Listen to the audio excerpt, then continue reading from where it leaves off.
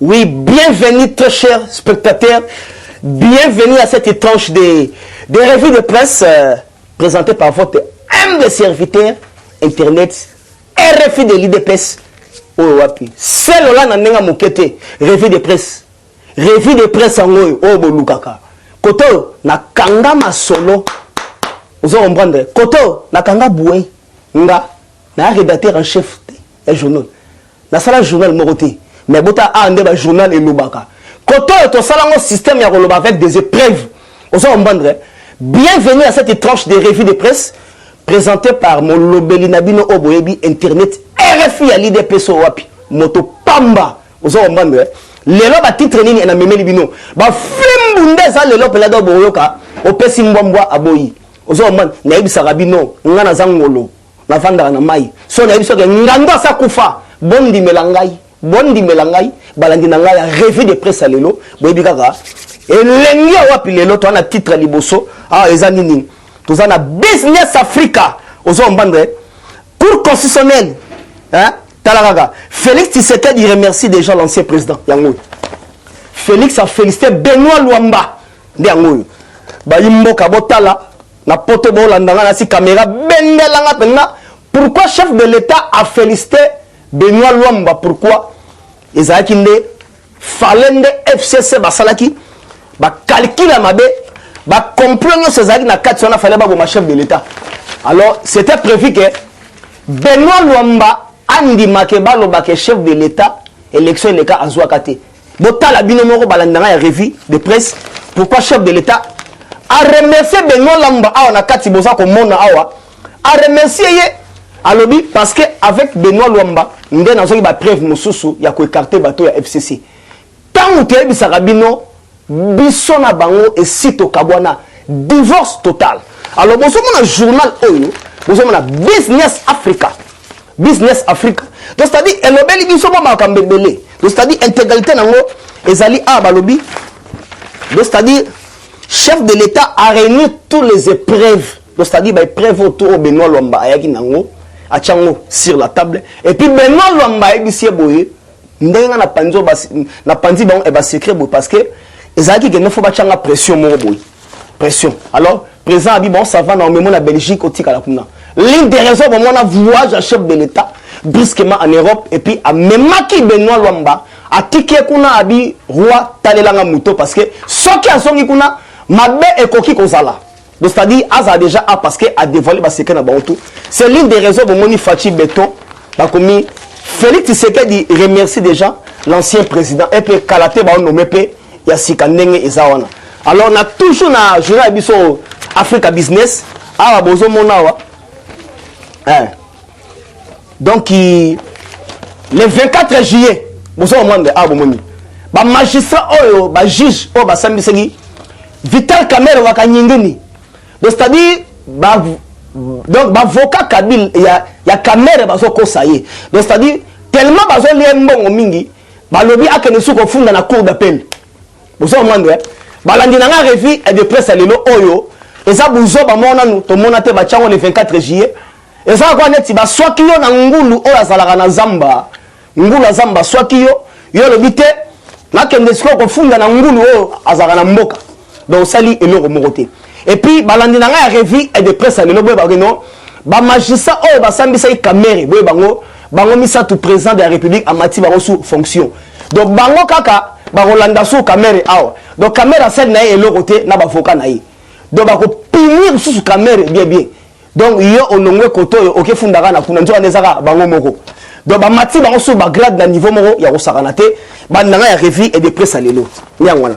Vraiment na CPL ya trop bosé belé. Je sais que vous êtes très nombreux chez vous là-bas sur vos écrans géants là-bas. Botala votre humble serviteur internet RFI à l'IDPS wapi talaraga mokili mobimba ozolande oza internet toujours avec son revue de presse. Deuxième journal tozobenda ezanini tête à tête Félix Tshisekedi et Denis Sassou Nguesso tête à tête au avenir ezongoni ebi balobaka soko lie biloko mboa zalambango botala avenir tête à tête Félix Tshisekedi Denis Sassou Nguesso botala ngwana. Bon, ça va tika tokota na intégralité nango to fonga la carte totale Maboul veut imprimer c'est marquis oh plus Maboul oh déjà azardia on tendance na biso déjà à savoir ça déjà FCC kala yé aza el mona nanyo bati le quoi donc déjà ba tendance ça déjà enangam na biso tika to fonga la avenir oyo pour ya liboso ezalaki otangaki là oyo école de l'IDPS oh zanon voilà école de l'IDPS Fachi signait la disparition de Kabila tant que ça binoge biso na bango e tokabwana yango orange libela oh on a tant sabino non avant on a côté tête à tête avec Baimbo kabota la revue de presse minuki internet à IDPS autant sabino ba journal moko ya osaranate to côté on a tête à tête Fachi avec Sassou voilà otala côté na 4 na otala awa ba pesa ba mbota covid-19 bota nes cameraman de bendango bien malgré ça journaux na bige ba pesa na ba mbota covid Sassou ya moko ayeko ya mbeti na beach kuna mais Kabila sali 19 ans to 18 ans awa mukolo moko te Sassou alongwa kuna ayeko ya Kabila na beach donc oh a président moko historique moi na Nzambe hein donc il m'a pépé babundisa ngote ndé ngwana soto bitoko na intégralité boromona awa donc Kabila ndé mutakende ko funda Fachi donc Kabila a sauté premier à ko funda chef de l'état et pas Sassou yé agantsaki bakoyokela yi botala wa elongina ngo lokola ngunza hein okasa Idriss Déby caméra bendata yeyo ko funda kuna yé mutakendaki ko funda kuna tala ok na vie balobaka keba na muto yo aka ko funda mutaliboso keba na mutu oyo alelaka pamba keba na bato bafunda ka bataliboso esukela bango mabe akekuna akeko funda et pas ya ochombe alobi kuna o azoto sali susu te babilo ngwana mais yo ozaka pressé okende ko funda baninga zalambango ndangwana voilà yango esenya ke président de la République Fachi béton intelligent de la République démocratique du Congo. On a minito Azali, président à comité consultatif, il y a Afrique centrale, il y a Nations Unies, à Kekuna a expliqué président Sassou Ndenge Makamezalaki. Alors, il y a boye na boye. Donc, c'est-à-dire, il y a une coalition Zaka ya Munoko. Mais dans mon thème, Atindara Batunaïba Mankakangai. Alors, tu peux savoir des conditions à quitter RDC. En exil, qu'on a les bandes dans la monnaie sous AOT, soit en résidence surveillée. Baïmbo qui a revu des presse à l'époque, la présent à Bissoyo, les Boga, Fachi Beto, caméra Bendelangai, présent à Ebissi à l'objet de Mwawa, à Binalimsou, et comme on a ôté. Bon, il y a même la Bisso, les Zerougi, et Bakendeguna, présent à Ebissi, na Limsou, comme on a ôté, dans la tina ba coalition peut ôter. Mais c'est-à-dire, tant au présent que Neguna et Nabraza, Basolna, président Denis Sassou a expliqué à Mme Zali Déby jusqu'à la fin. Bon, il dit qu'il y a un grand diplomaticien, un grand diplomate, tant que la presse Brazzaville va poser des questions, à quoi qu'on a la presse Brazzaville, on a plus de 12 heures du temps, on a présent au Tchombekuna. Faut bon, on les a un secret d'État. On a la presse, ça est le Moussous. Il y a la presse Brazzaville, a le Moussous.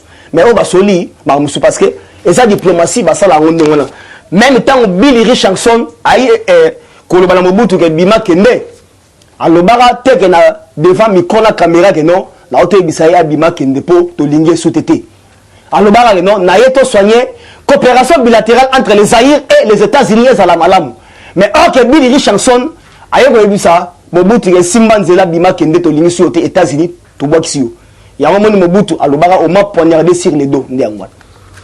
Toujours dans le cadre de la revue et de presse à l'élo, qui toko wapi, zoua na nenga ko saranate, ba imboka, ba la nanga ya revue et de presse à l'élo. Bondi melangai, po koto nde, na kanga masolo, koto, na kanga boué. Ça c'est internet, toke de l'or moussous. Ah, tu sais bien, écho de l'IDPS, caméra, ben de la rango. Écho de l'IDPS. Écho de l'IDPS.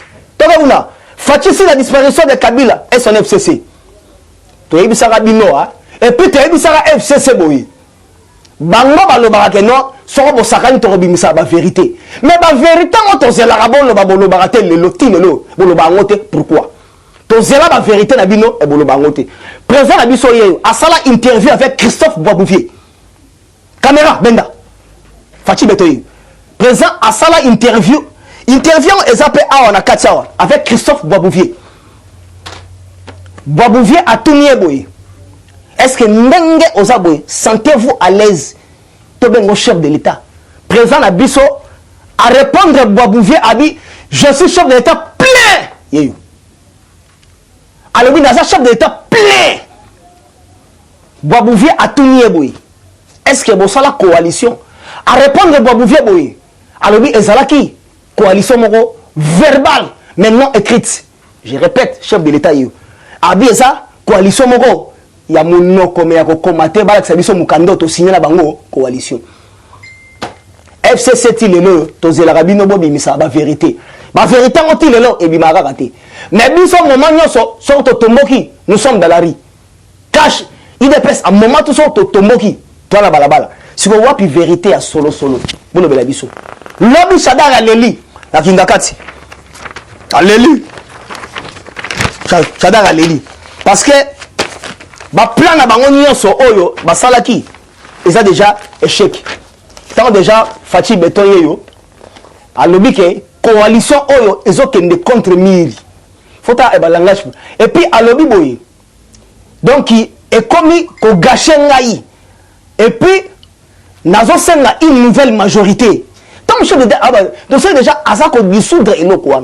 Alors tellement, baza ba soumiwe, ba yo karaté, tikato suka na bawa ndenge wana, ndenge uza ko mona.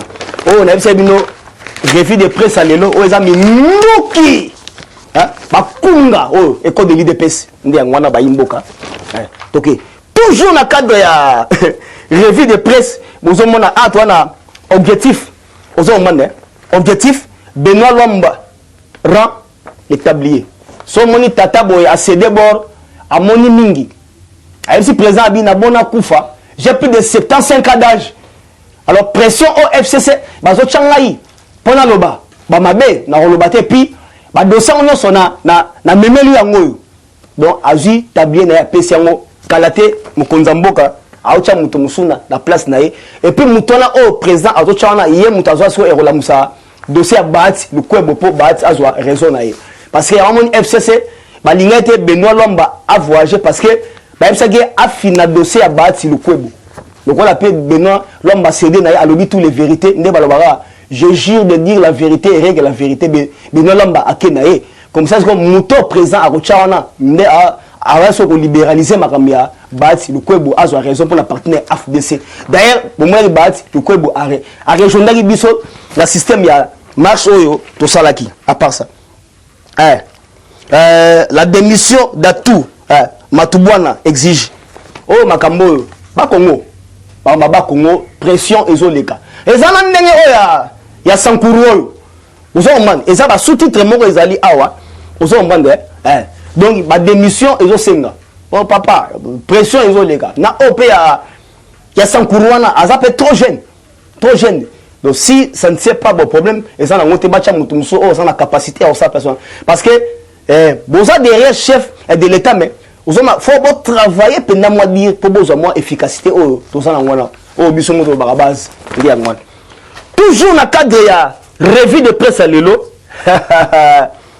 tant que tu Sarabino to Kabouana oh on a deuxième journal quatrième journal et l'hémisphère total qui sait qu'il semble lâcher Kabila total au moins c'est-à-dire tu Sarabino ceux qui osent comprendre la politique il faut avoir un signe du temps tu Sarabino ceux qui osent comprendre le signe du temps zoni pour ta maman quand on a loketo lata di puta lokola muto bakati ngenga sika pota la basigne du temps yango te bisaka bino ke politique botique la IDPS politique botique la IDPS et ça la partie politique mode o et remetaka politique lokola IDPS parce que IDPS est une université IDPS est une université et ça centre de formation le F bazaïba au gangaki au gangue lobby et n'importe quoi tala muto le président a nommé kuna nta MLC tala poste conseil national tala poste ba PCA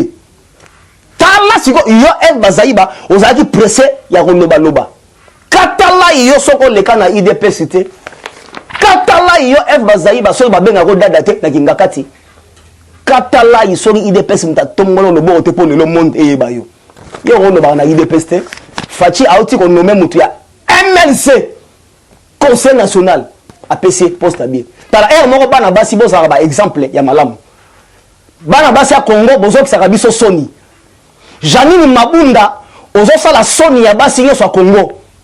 Na ba F Bazaï ba bolo ba n'importe quoi. Na mama oyo Rita Bola oto yiba 7 millions ya mbongo ekote na DGRK pour na ba futa ba soda. Conseil nini leçon nini bana basi ya Congo bozo pesa biso. Ha? Bana basi ya Congo leçon nini bozo pesa biso. Tala Janine Mabunda loko azo sala. Tala F Bazaï ba biloko aza koloba. Tala Rita Bola mbongo allié plus de 7 millions mbongo ba soda. Lelo yango moto kombola ki bango à la prison makala tika to kombole bien. Leçon ni bana basi ya Congo bo pesa biso. Bo sala soni ya bana basi. Tala na Gabon Ali Bongo ache mwana mwasi premier ministre. Tala mwana mwasi na palmarès na ye e ba pesi biographie na ye. Mwana mwasi déjà azaki ministre ya défense na niveau ya Gabon. Tala neba élevé. Lelo a comme premier ministre ya Gabon.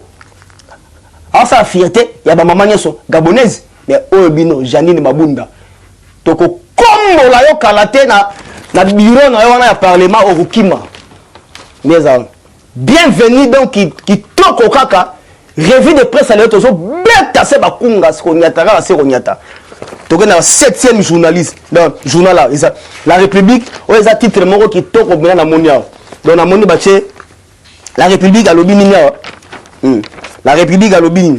L'église catholique l'IDPS la Mouka dans la rue c'est dimanche. Na Monia. À l'Obi cache FCC vers le divorce. Caméra bendangwa. Amoni ba kunga moko za na ciment. Caméra otangwa. C'est dimanche. Do ya moni bemba na moni amoni bozela. Bor mo zalia wa. Bemba zoluka. Ah c'est borango voilà ngo. La résistance, merci. La résistance. Total. Dans la résistance, Jean-Pierre Bemba décide d'aider Fachi pour chasser Kabila de la RDC. Tonobagi Boye, secrétaire général de la IDPS Augustin Kabou Alobagi Boye. Nous avons demandé, ce qui bolingi coalition Moro Boye, coalition Moro Nandenge ya bien, et Andenge Mabete. Tobo a été pour chasser Moutouan. Mais so bozo ba biloko mo net ya mbanga o Kabila ya nango ya mbanga mena munoko amemelo mbeli ndi angote to moni donc la résistance ça elobi que Jean-Pierre Bemba décide baza derrière biso on ça va likambuté na moni botela pe Bemba Gombo yewana malgré ye alingi mbongo mingi wana commerçant munene wana bozo mona grand commerçant ya lingi mbongo mingi yewana mais ba décider baza la simana biso parce que la muka va comprendre. Il y a un moment où tu la signature à Genève. Tu as le pouvoir. Comme ça, bango balanda biso après. Bon, moni Jean-Pierre Bemba va décider ba si malabiso. Oh, journal Résistance moto et combien bozomona donc nasima. Et ça politique Jean-Pierre Bemba décide d'aider Fachi pour chasser Kabila de la RDC. Oui, les années. Et puis deuxième détail en ligne. Réalisation sociale d'équipe qui bat les meaning et de belles exemples à suivre. Ndé yangouan. Voilà bon moni ba grand titre tout ça nango ngo là tout ça nango nasuka ensemble pour la République les hors hip du FCC ne passera pas voilà et ça rabino ge to komoli bango yango yo e ko lekate ba loi na bango wana yango yo na se e ko lekate ko to so ibo mani bo mona Angela Merkel nani ya président Hollande les ana e ko lekate. Le roi Namoni Angela Merkel, j'en profite à cette occasion, véritable diaspora qui sont partout dans le monde, n'osez pas. Il y a voter démocrate. Bon, Keba. Bon, ça, les réalités, aux États-Unis, bon, mais qu'à voter démocrate, John Biden. Bon, voter Donald Trump, moi, dans ma tête, moi, dans ma sina. Donald Trump, moi, dans ma tête, bon, voter les bissoyés. Parce que républicain mutu vandi si biso awa lelo Kabila azokima grâce à la républicaine. Les bateaux, tout bas na sanction, faut pas arrêter. Alors, bon, ça, les réalités, John Biden sera l'équipe en bas, alors l'exception va péder, n'a homosexuel, t'as na Gabon, on a parlement yindi, Nicolo, il y a homosexuel, lingi ba adopté en bagarre et pessiguna. Alors, diasa, aux États-Unis, bon, anglais, bon, voter Donald Trump. Dans 4 mois déjà, élection aux États-Unis, bon, voter Donald Trump. Parce que les républicains, ils n'aiment pas ligner RDC. Les démocrates, nous devons bomber Congo. On a des cas de revue et de presse des APA. Dans mon grand tête, ils ont. La France octroie 46 millions d'euros à la RDC. On a ce bazar qu'on s'est racheté. Ah, on a moni bacheni. Donc, on a l'irrésistible shit des francs congolais. Vous avez les Camboutés. Caméraman bendang di kamba dollar oyo et si ton loba pe to loba on kaka eza ba kabiliste ba pesa bango ba franc congolais parce que ba sala ba mbongo na banda kuna bango ba pesa bango ba opérateur économie de façon que dollar et mataka franc congolais et zo shit pour ba lukela échec ya fachi to bengi sa gouverneur ya caméra benda pour bache makamba mo solo l'irrésistible shit du franc congolais. Donc, même ça, gouverneur à la banque a expliqué pourquoi dollar et ça vont matin. À quoi qu'on expliquait tellement certains kabylistes, yoka combo Deo gracias. Est-ce que on a congolais sont Deo gracias. Ba combo wan wala asa sont ougandais, sont rwandais. Alors ben qui c'est que faut comme ça maintenant Olive sangana na ba opérateur économie na hôtel au capi na lupango mo wana. Aïe ça va maintenant ba libanais na bendien ba matisaka de façon que dollars est Nicolo. Mais tout comme le soleil se lève avec l'éclat chaque matin. Donc quand on a un système, il y a combo. Donc combo là bas opérateur économie d'étranger tout. Rwandais, so oza mayele erango Rwandais tikaka RDC. Pourtant to bana recensement, tant to bana siko recensement, nda siko to yeba ki. Parce que bateau va profiter biso, ba tse Congo est en désordre. Donc Congo pendant la poto pour être comme la province de Rwanda. Mais tout comme le soleil se lève avec l'éclat chaque matin, le peuple vaincra toujours.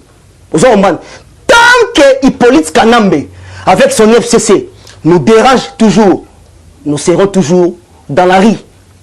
Et puis, Ndengezaboye, bien, tant que les FCC nous dérangent, il n'y aura pas des élections en 2023. Bon Melangaï, revue de presse, toqué. Mais toqué n'est pas été zongue paye. Yango ezat. Moi bozongo, ezana c'est awa pour ezabuna infiniment petit, mais le rôle déjà et c'est la seule analyse dans tira neb sabino. Le président Russie, Yaris Poutine. Congrès oyo to le kana Russie kuna a beti yango. Président Poutine. Alobi yango boy. Alobi d'abord Kabila a perdu déjà pédale. Donc c'est-à-dire quoi?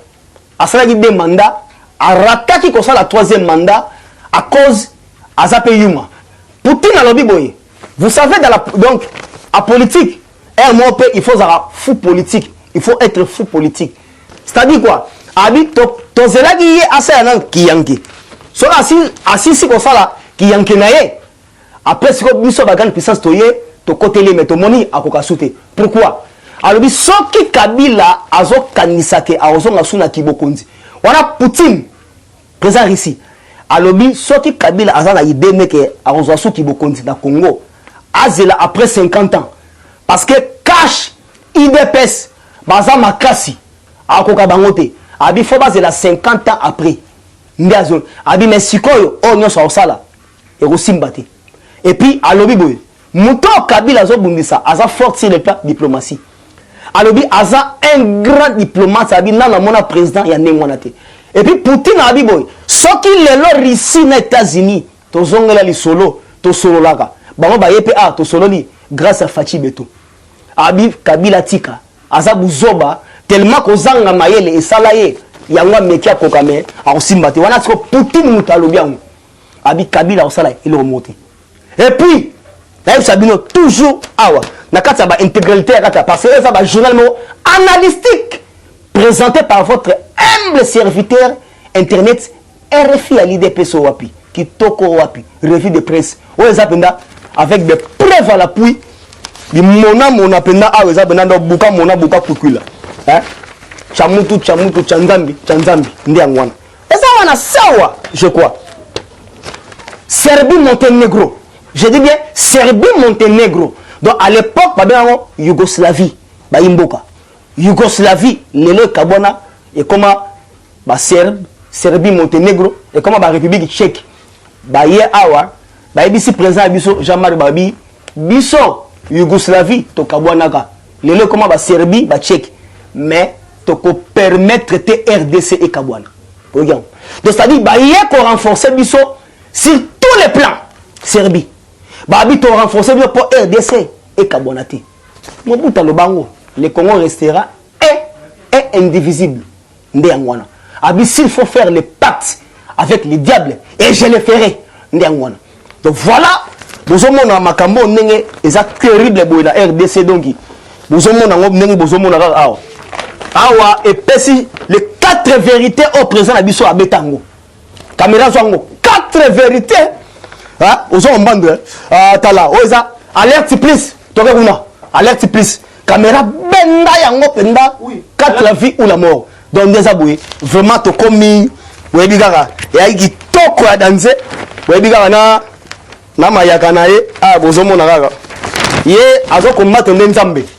Caméra tika ko combattre nzambe. Osali do ye azo bunzande vérité. Bomoni ye caméra yana ba mayaka na ye akayenza ki kisi et ko nzambe. Voilà vraiment qui toko to donc qui mes chers téléspectateurs, les revues de presse donc boyebi kaka ba ma solo nega donc tozo betango to ko betaka kaka ozo ombande et puis pour chiter ministre de la santé a interpellé à niveau de justice à Saba. Donc je crois ministre de la santé je crois a un problème très sérieux. Le ministère de la santé silence les chefs enquête donc des aboué faut à se justifier à ma bakamo ba benga ki kuna boyebi kaka. Donc voilà Ozaki revue de presse à l'élo donc présenté par votre humble serviteur internet RFI à l'IDPS et surtout donc boyebi salutation à ton là-bas combattant tout à IDPS de l'extérieur. Bah dia ça on a benga rabino les combattants résistance de boyebi hein de David Ndonga na Francfort boyebi on talaka bozawana aussi José Batous na Berne hein yo leader à IDPS o ya Berne beno simbion avec Janine Kalonda hein Jika moi c'est appelé Janine Kalonda Charlotte Nenga talaka mulobel na biso bena kuna yo muto on va rassembler tous les mamans à IDPS Charlotte Nenga na 15e arrondissement na Paris talaka ozawana et puis Espekawa hein Espekawa na Rintel talaka na Bundes yozawana aspepe ya danze talaka oyo ba grande combattante ba bunde biso bangwana aussi ba mama Philomène hein na ba Bruxelles aussi ba Mimi Mujeka hein maman toi ça qui dit là botika mama Oumela merci et puis Madova yebi gaga le fulu abu tangila toi ça qui dit là nakata Bundes Madova ozo comprendre Kanika Ninda, les gars bourgeois, hein, futur député, Telakak, aux Aliwana, hein, Galaxy Chicago Bill, les Awana, Giclo. Donc vraiment, dans ce pays, donc, c'était votre émission préférée, revue de presse, présentée par votre humble serviteur internet, RFI de l'IDPS. Retenez mon numéro, s'il vous plaît, WhatsApp, Webigara, plus 243 97 20 44 237. Je dis bien plus 243 97 20 44 237. Abonnez-vous massivement sur Sangwa Congo. Boyebi kaka kitoko boye bémission boye soki Sangwa Congo te bokozwango wapi ndeza boye lelo na leli